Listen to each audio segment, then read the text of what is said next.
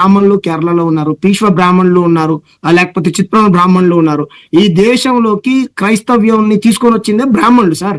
వేల సంవత్సరాల నుంచి మాకు గ్రామ దేవతలు ఉన్నాయి, కుల దేవతలు ఉన్నాయి, మా సంస్కృతి మా సాంప్రదాయాన్ని మేము ఆచరిస్తున్నాము. క్రైస్తవులను తీసుకువచ్చింది బ్రాహ్మణులు అన్నాడు మూర్ఖత్వం. ఎందుకనంటే కొలకత్తాలో ఎంతో మంది బ్రాహ్మణులను సంహరించిన చరిత్ర ఉంది. చూడండి, మొదలు పుస్తక రచయితలు ఉంటే కనుక తీసి కొలకత్తాలో ఏం జరిగిందో చూడండి, అక్కడ ఏం జరిగిందో చూడండి. శర్మ గారు ఒక్క నిమిషం, శర్మ గారు ఒక్క నిమిషం, ఆయన మాట్లాడివ్వండి, ఆయన శర్మ గారు మీరు మాట్లాడుతున్నారు ఒక్క నిమిషం. తీసుకురావంటే బ్రాహ్మణులు లేకుండా ఉంటేనే క్రైస్తవం వస్తుంది. అమెరికా వాళ్ళు స్టేట్మెంట్ ఇచ్చారు. ఇది అందరికీ తెలిసిన బ్రాహ్మణులు చేయబట్టి క్రైస్తవులు వచ్చారు, బ్రాహ్మణులు చేయబట్టి ముస్లింస్ వచ్చారు. శర్మ గారు ఒక్క నిమిషం, శర్మ గారు, నిశాంత్ శర్మ గారు, నిశాంత్ శర్మ గారు ఒక్క నిమిషం, ఒక్క నిమిషం, ఒక్క నిమిషం, మీరు మాట్లాడుతున్నారు కానీ ఆయన స్టేట్మెంట్ పాస్ పుస్తకాలు చూడండి. పుస్తకాలు చూడకుండా బ్రాహ్మణులు చేయబడి క్రైస్తవులు వచ్చారు, క్రైస్తవులు చేయబడి వీళ్ళు వచ్చారు చెప్పుకుంటూ బాగానే ఉంటది. ఆర్టీవీ అందరికి అవకాశాలు ఇస్తుంది కదా, మాట్లాడమని చెప్తుంది. మీ వర్షాలు చూడు, మీరు మాట్లాడండి. మీ గుడి కాదు మీ ఆధిపత్యం చెలాయించడానికి. మీ దగ్గర ఆధారం ఉంటే ఖండించండి. గుడి ఆధిపత్యం ఇక్కడ కాదు, గుడి అయినా ఆధిపత్యమైనా ఏది ఇక్కడ కాదు. అలా అనుకునేటప్పుడు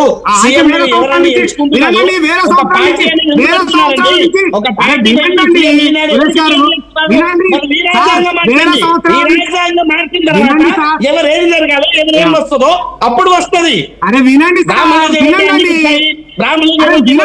నిశాంత్ శర్మ గారు ఒక్క నిమిషం, ఒక్క నిమిషం, నిశాంత్ శర్మ గారు ఒక్క నిమిషం, మీరు మాట్లాడడానికి అవకాశం ఇస్తారు. పాయింట్ రేజ్ చేస్తారు కానీ నిశాంత్ శర్మ గారు ఒక్క నిమిషం, నిశాంత్ శర్మ గారు ఒక్క నిమిషం, నిశాంత్ శర్మ గారు ఒక్క నిమిషం. ఆయన మాట్లాడతారు, మాట్లాడిన తర్వాత క్లమ్జీ అవుతుంది, మనకు మాటలు అర్థం కావడం లేదు. వినండి, నేనేమంటున్నాను సార్, మీరు అన్నట్టు సరే ఎవరు తీసుకురాలేదు. మరి వేల సంవత్సరాల నుంచి దేవుడు అందరు వాడైనప్పుడు ఎస్సీలో ఉన్నాడు, ఎస్సీ కులాలు, బీసీ కులాలు, ఎస్టీ కులాలు, బహుజన కులాలు ఈ దేశంలో ఉన్నటువంటి శైవాలయాలలో కానీ లేకపోతే శ్రీ వైష్ణవ ఆలయాలలో కానీ ఎంతమంది పూజారులు ఉన్నారో సెన్సస్ తీసి లెక్క బయట పెట్టండి. మేము ఎందుకు పూజారులు కాలేదు? మా అయ్యలకు మా అవ్వలకు వందల వేల సంవత్సరాల నుంచి ఎందుకు చదువు రాలేదు? మాకు మీతో పాటు ఆత్మగౌరవం అంటే సమాజంలో సామాజిక గౌరవాన్ని మేము ఎందుకు పొందలేకపోయాము? మీరు ఏం మాట్లాడతారండి? వీరశైవం బసవేశ్వరుడు వీరశైవాన్ని స్థాపించాడు, దుర్మార్గమైనటువంటి కుల వ్యవస్థ ఉన్నదని. భాగ్యరెడ్డి వర్మ మీరే పెట్టుకుంటారా తోకలు? మేము దేనికి తక్కువ అని రెడ్డి, కమ్మ, రావులని పేర్లు పెట్టించాడు. ఇదంతా మనం కళ్ళ కదినట్టు చరిత్ర కనిపెట్టది అదంటారండి. మీరు గుళ్ళకు రానియకపోతే వాళ్ళు పోయారు. మా అవ్వకు మా అయ్యకు చదివే రాదు, వాళ్ళు ఇంకా బైబిల్ ఏడ చదువుకున్నారు, ప్రార్థన ఎలా చేశారు? ఏం మాట్లాడతారండి? మేము అనేది ఏంటి? ప్రతి ఒక్క గుళ్ళో ఆ గుడి దేవుడు అందరు వాడైనప్పుడు గుళ్ళో అన్ని కులాల వాళ్లకు పూజలు చేసుకునేటువంటి హక్కులు ఎందుకు లేకుండా చేశారు అనంట, ఎందుకు లేకుండా చేశారు అని అంటారు. వాయిస్ ఆన్ చేయండి మనోజ్ గారు. కృష్ణ గారా, కృష్ణ గారు మాట్లాడుతోంది. కృష్ణ గారు వాయిస్ అవునండి, నేనే శర్మ గారిని మాట్లాడుతున్నాను. అసలు వాయిస్ ఏం రావట్లేదు. రైట్, ఒక్కసారి నేను చెక్ చేస్తాను. ఎస్ శ్యామ్, మీరు కంటిన్యూ చేయండి సార్. నా ప్రశ్న ఒకటే సార్, శర్మ గారు, మన ఆర్టీ వేదికగా మీరు చెప్పండి, శ్రీ వైష్ణవ ఆలయాలలో కానీ శైవాలయాలలో కానీ ఇంకో ఆలయాలలో కానీ ఎంతమంది మా కులాల వాళ్ళు బ్రాహ్మణేతరులు పూజారులు ఉన్నారో చేయండి. దేవుడి దగ్గర పూజలు చేసుకునేటువంటి హక్కు సార్, డిస్టర్బెన్స్ అవుతుంది. మీకు పూజలు చేసుకునేటువంటి హక్కు మాకు ఎందుకు లేకుండా వేల సంవత్సరాల నుంచి చేశారు? మేము ఏమంటున్నాం, మా వర్గాల వాళ్ళు మతాలు వేరే మతంలోకి వెళ్ళారా వెళ్ళలేదా అనే విషయం మీద చర్చ పెడదామంటే పెడదాం, కానీ గుళ్ళో మా వర్గాలకు పూజ చేసుకున్నటువంటి హక్కు లేదా? మీరు అన్నట్టు గతంలో మాకు చదువు లేదు, మీరు అన్నారు కదా అర్హతలు ఉండాలి, కొన్ని విలువలు ఉండాలి. ఏం అర్హత కావాలో చెప్పండి? నిష్ట నియమాలు పాటించాలా? పొద్దున్నే సంధ్యావందనం చేసి స్నానం చేయాలా? లేకపోతే ఎటువంటి సాంప్రదాయాలకు కట్టుబడి ఉండాలో చెప్పండి. అటువంటి సాంప్రదాయాలకు కట్టుబడి ఉంటాము. మాకు చదువు రాదా? ఐఏఎస్లు అవుతున్నాము, ఐపీఎస్లు అవుతున్నాము, గుళ్ళో పూజారులు అయ్యేటువంటి హక్కు లేదా అండి? దేవుడు మిమ్మల్ని మాత్రమే పూజారులు ఉండమన్నాడా? మమ్మల్ని ఉండొద్దని చెప్పాడా? చెప్పండి. అటువంటి నియమం మీకు కూడా అవుతుంది, మా అందరు కూడా ఎందుకు అవుతాండి?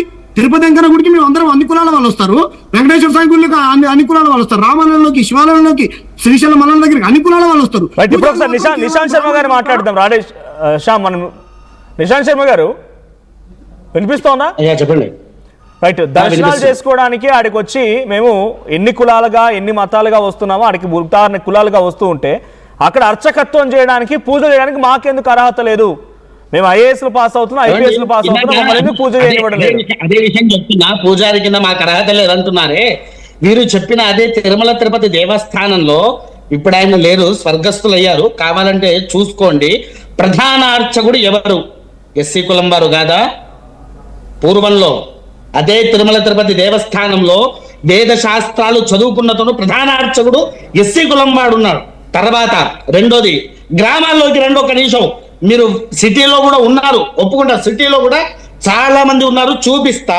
బ్రాహ్మణులు కాకుండా ప్రతి ఒక్కరు, ఎస్సీల దగ్గర నుంచి ప్రతి ఒక్కరు మన సనాతన ధర్మాన్ని పాటిస్తూ పూజారి తత్వం చేసే వాళ్ళను నేను 100 మందిని చూపిస్తా అండి. 100 మంది నేను చూపిస్తా. నేను ఒక బ్రాహ్మణ్ణే, నేను కాదనట్లా. నా దగ్గరకు వచ్చి చదువుకున్న వాళ్ళు కూడా ఉన్నారు, వాళ్ళకు నేను కూడా విద్య నేర్పించా, ఎంతో కొద్దిగా విద్య నేర్పించా. పోనీలే ఏంటి, ఎందుకనంటే